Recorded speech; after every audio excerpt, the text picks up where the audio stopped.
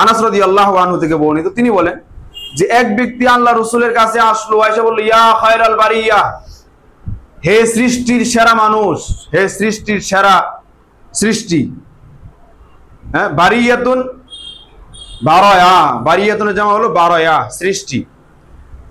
তো নবীজি বললেন, ফাকালা রাসূলুল্লাহ সাল্লাল্লাহু আলাইহি সাল্লাম, নবীজি বললেন, যাকা ইব্রাহিম, আয় খায়রুল বারিয়া ইব্রাহিম, শ্রেষ্ঠ মানুষকে সাইয়্যিদুনা ইব্রাহিম আলাইহিস সালাম। এখন প্রশ্ন তো রাওয়াহু মুসলিম, এখন প্রশ্ন হতে পারে যে রাসূল সাল্লাল্লাহু আলাইহি সাল্লামই তো পৃথিবীর সবচেয়ে শ্রেষ্ঠ মানুষ, এটা আমাদের আকীদা না?